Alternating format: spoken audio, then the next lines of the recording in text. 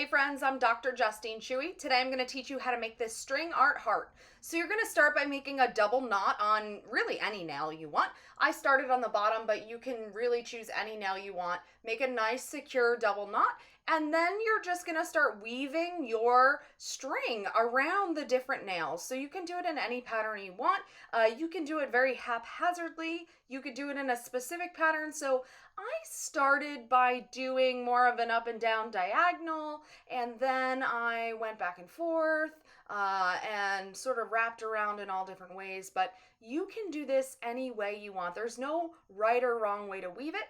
I filled in between a little bit, and then I did my outer edge of my heart just to make sure that I had enough string to do that. So you'll see me periodically going back in and pushing all of my strings down. You'll see me do that a bunch of times. That's just going to make it a little easier for you to keep winding your string around. So what I'm doing is I am just wrapping that string around individual nails, winding it around, wrapping it around the nail, and going over the next one. Now, if you want a really bold line, you can wrap it around both sides of your nail.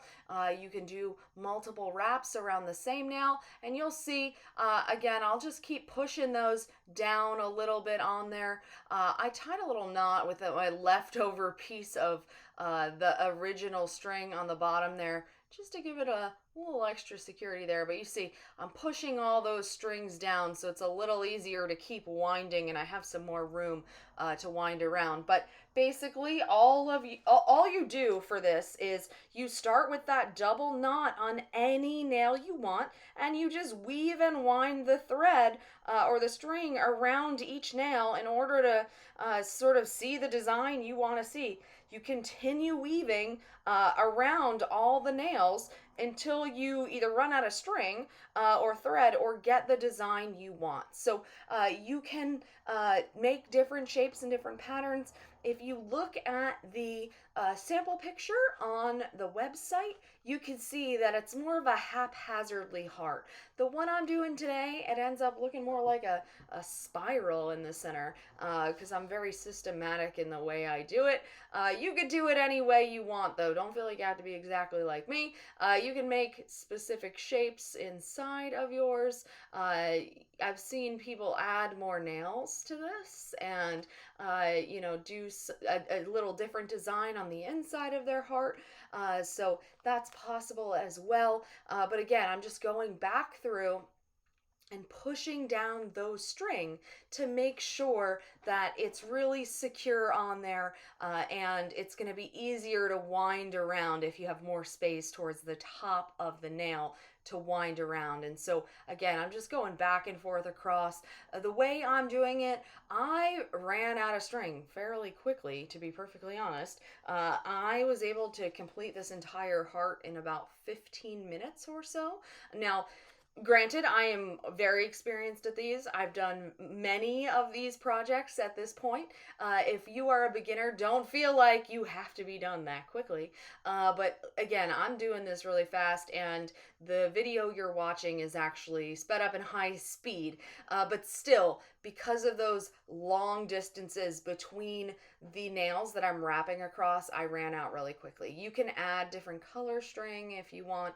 I've seen people do these with yarn instead of the embroidery floss kind of thread. But you could see the spiral design. I'm going to have sort of an open hole in the center of my heart. You'll see towards the end of this video as it starts to fill in shape. But again, it's you're just going nail to nail, and you're winding the string around, wrapping it around, whatever works best for you, whatever looks good to you. You can fill that outer edge in around first or start in the center and just go nail to nail. Some people will knot around individual nails, not just wind. That will assure that it's not going to come unraveled. So occasionally I'll throw a knot in there if I feel like this is starting to get loose or falling apart. But you could see I'm very soon going to run out of string. There's just a few more across I could fit. and I'm just going to tie it off with a double knot. Now, at the end, sometimes people do put a little dot of glue over top of their knots just to make it a little extra secure and last a little longer. It's your project, it's up to you, whatever you want to do. But that final step again is just pushing down those strings and making sure that they are nice and secure on there. That will also help it from coming loose.